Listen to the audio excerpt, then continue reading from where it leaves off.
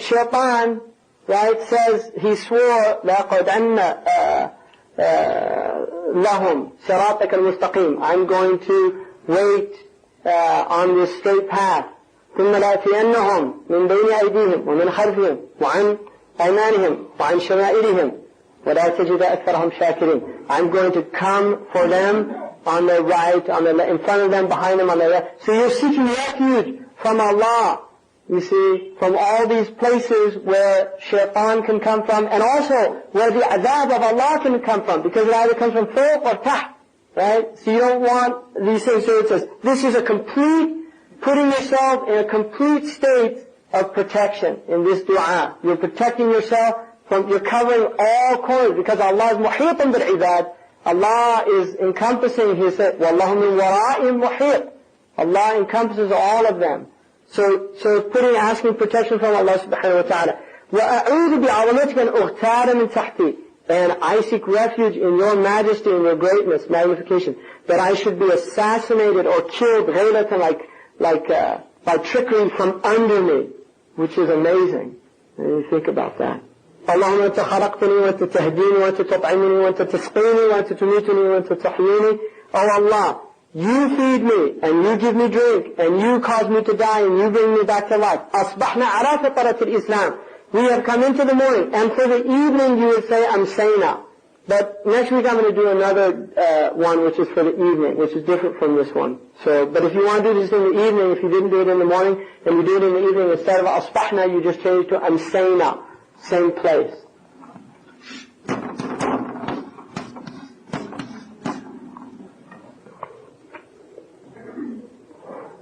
وعلى كلمة الإخلاص, and on that pure word, لا إله إلا الله.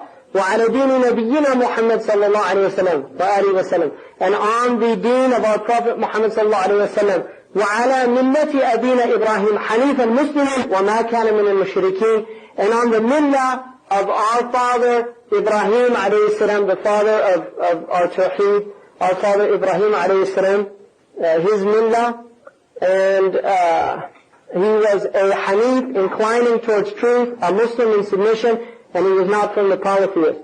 Allahumma bika asbahna, O Allah, by you we have come into the morning, wa bika amsayna, and through you we come into the evening, wa bika nahya, and by you we live, wa bika namut, and by you we die, wa ilayka an-nushur, and to you is our gathering. And if you do that in the evening, then you say amsayna, and then asbahna, and you change it to wa ilayka al-masir. Right?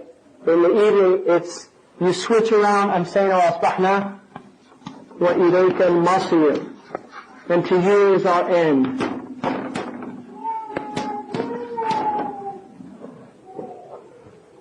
What about asbaha? You say asbaha, or you say amsa? No, you say amsayna.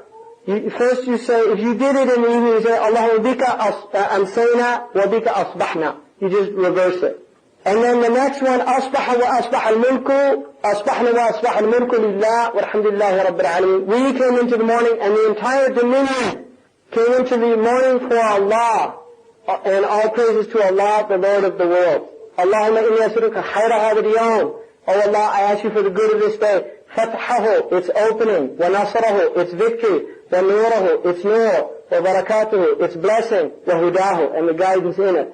Allahumma inni as'aluka khayra hadha al-yawm wa khayra ma fihi, wa a'udhu bika min sharri hadha al-yawm wa sharri ma fihi.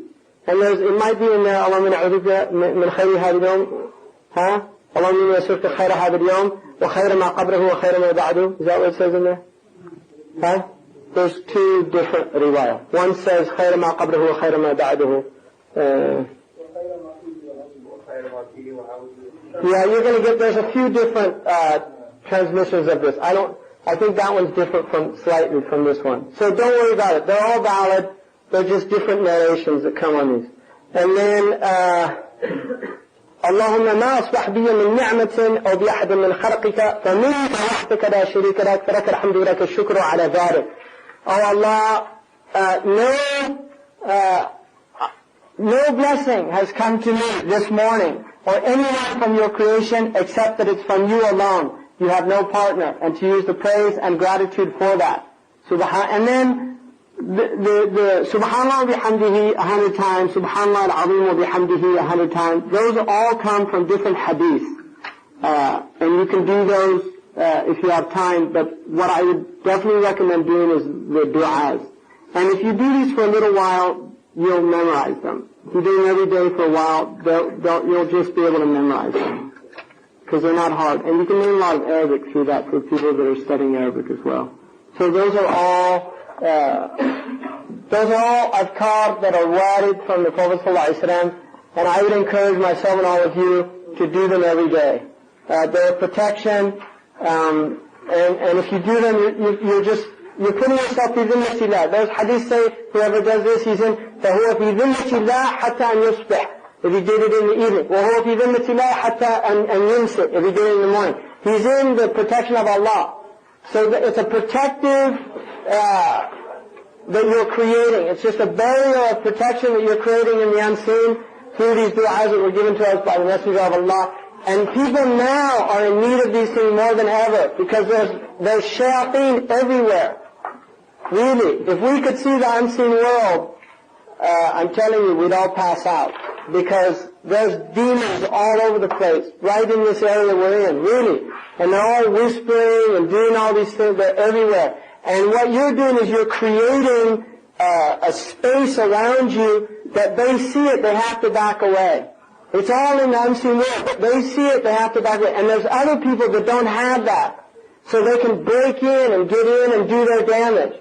So don't consider this insignificant. This is really important to do because you want to have this protection.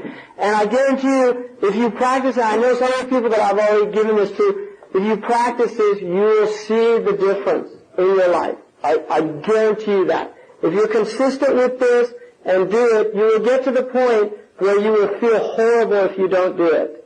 You will not feel good.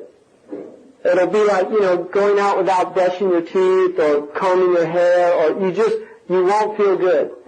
And that's a blessing because you want to stay in dhikr and in protection from Allah. And first and foremost, we should do this for the sake of Allah subhanahu wa ta'ala, because He told us to remember Him.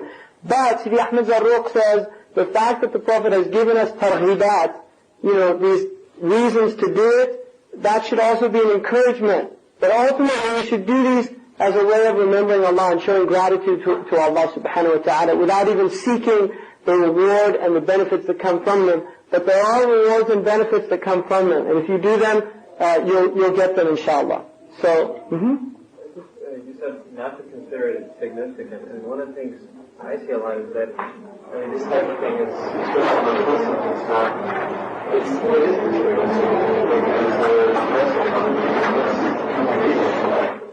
Muslims used to do these things all over. If you go, now, because the kuffar took us away from remembrance of Allah. That's what they did.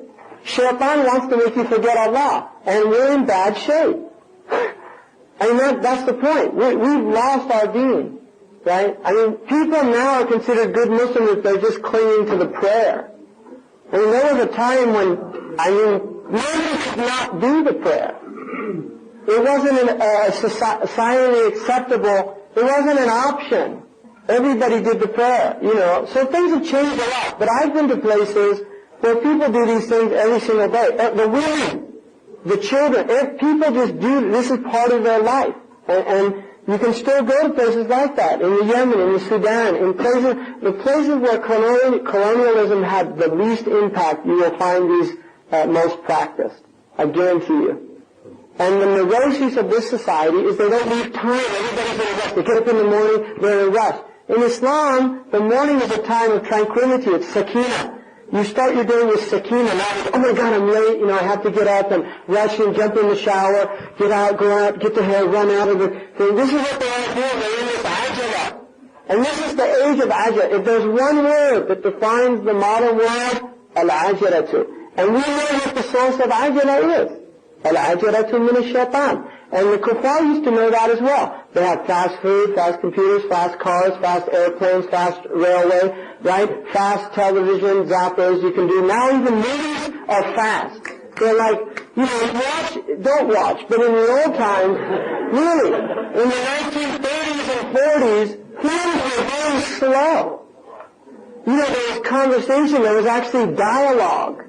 And people would sit in a room, right? And there were films, some, like one of Hitchcock's films, which was considered one of his best films, takes place in one room. And they just talk the whole film. What's that? Now, it's all MTV, right? You'd be trying dizzy. What happened? What? It's like they want people to watch it 5 or 6 times to kind of work out the plot or work out, and then you find out there is no plot, and that's the whole point. They just wasted your time. So, it's all speed. Really, it's all speed, and that's what Shaitan's doing, just speeding everything up. Go faster, faster, right? Faster. No, pension, it's not fast enough. Invent something faster. What? That only does 180 copies a minute? No, get it 200. Right? This way is an obsession. Complete obsession, right? And that's Shaitan. Haste is from Shaitan. Haste is the devil's work. That's an old English proverb, right? Haste is the devil's work. So, take time with Allah. Be with Allah. Take time with Allah in the morning and in the evening. Just take some time, sit down, do your wudu, sit down and still your soul. Literally. And do these things. And do them in a state of sakina, and you'll get the benefit from, and then you won't, you'll probably end up not being able to work for a computer company. So then you have another problem. I don't know what to tell you. This is the problem, right? They think I'm going to make everybody these darawish or something. What you were speaking about earlier, what do the ulama say?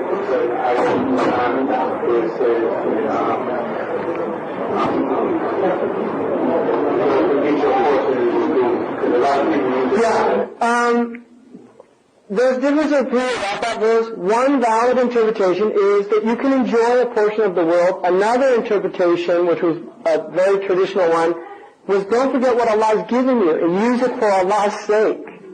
La tansa nasibak min ad-dunya means don't forget what Allah, because it was revealed about Qarun, who was one of the richest of Bani Israel, but he was arrogant, so the point was, don't forget what Allah has given you. Use it for the sake of Allah. They were doing it as a mu'idah to him, to warn him. And I'm not saying, we're not Puritans, and we're not, really. Christianity is that whole thing of deny the world, deny. Imam Malik, he wore the best clothes. He lived in a very nice house. He had the best perfume. He had the best horses. That was Imam Malik radiallahu anhu, and nobody faulted him for that. One man, complained he was a zahid, and Imam Malik said, everything I'm doing is acceptable. And so the Muslims traditionally were not people that denied themselves. In Allah, yuhibbu an yara athara ni'mati ala abdi. Allah loves to see traces of His ni'mah on His servant. So if Allah is giving you wealth, then Allah likes to see you, in a good state. And if Allah has, like Sheikh Khatri, one of the things about Sheikh Khatri, he's not a wealthy person. People who know where he lives, but he has izzah. And Sheikh Khatri, he wears good robes, right? The robes he wears, Mauritania, those robes he wears, those are the robes of rich people.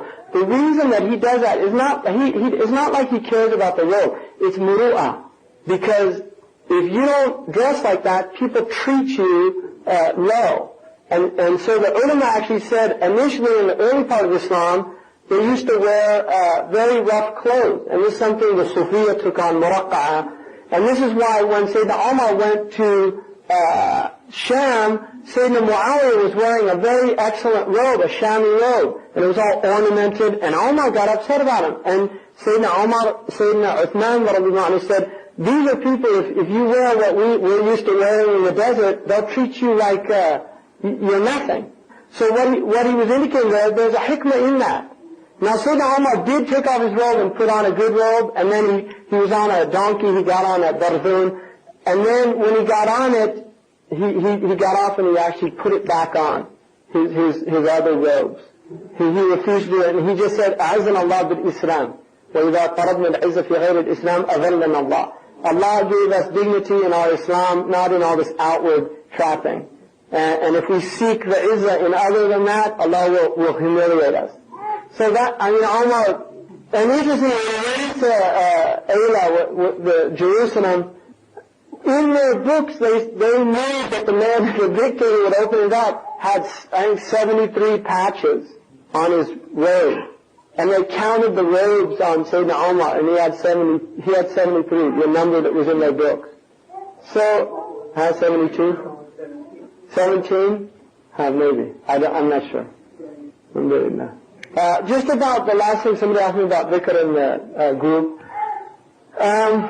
There's a khilaf about dhikr in jama'ah.